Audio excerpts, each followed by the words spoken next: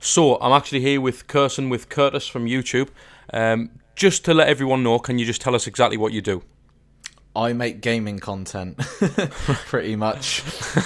That sums it up, really. Yeah, of course. So, can you just tell us how this YouTube venture actually started? Well, it's a bit of a random one, really. I had a YouTube channel that I made last year in January. Yep. And I was doing like Let's Plays and other random things that no one was really interested in. I got about 100 subs or so, but I never cared. I was just like, this is just for fun.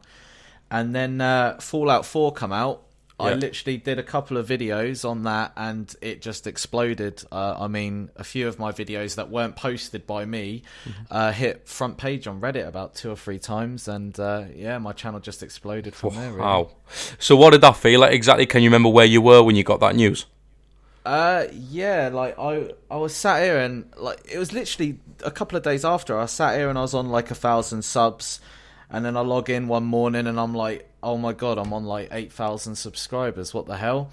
So I'm like, right, I better do a video saying thanks. I did a thank you video and that. And then literally come in the day later, or come on a day later, and I was on like 15,000 subscribers. So I was like, yeah, I better not make a thank you video, otherwise I'd be doing these every day. But like every day I logged in, it was like 4,000 new subscribers. There was like hundreds of new messages.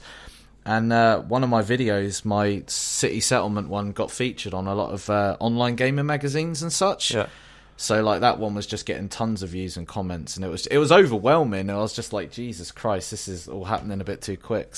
So at that point, did you start actually getting paid from YouTube or anything like that, or did anything financially change for you when you started blowing up online?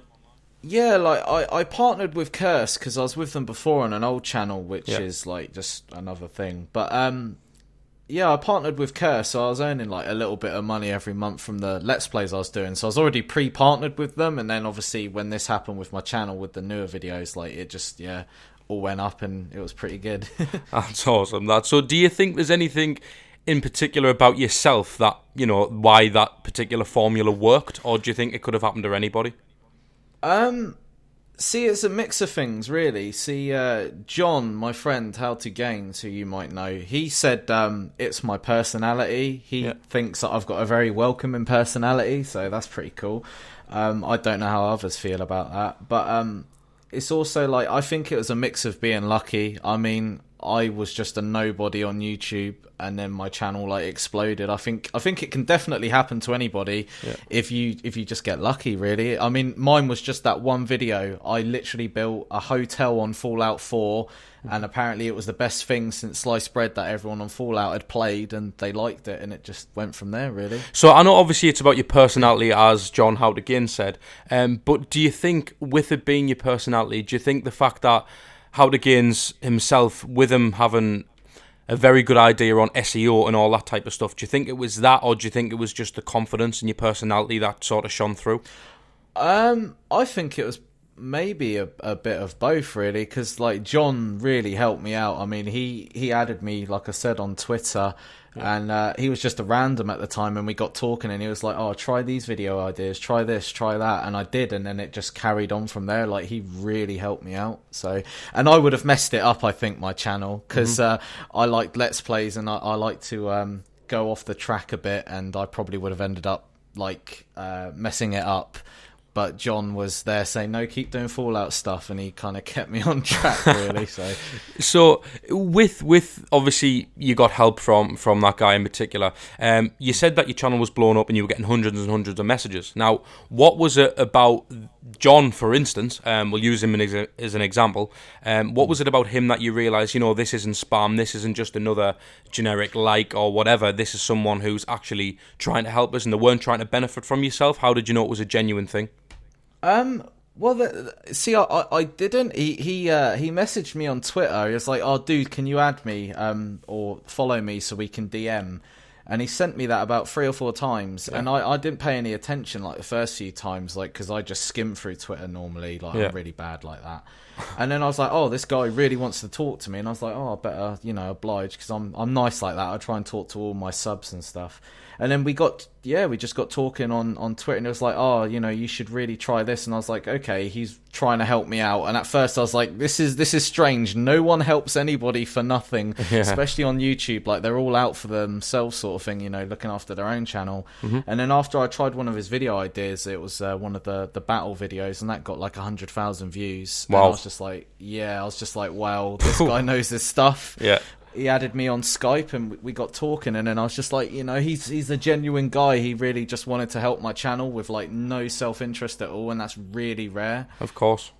What's nice about that little story is, there is genuine people out there. People do want to help people for nothing, no self-interest at all whatsoever there. What I want to say as well, obviously you're going to have a lot of fans and people who look up to you now.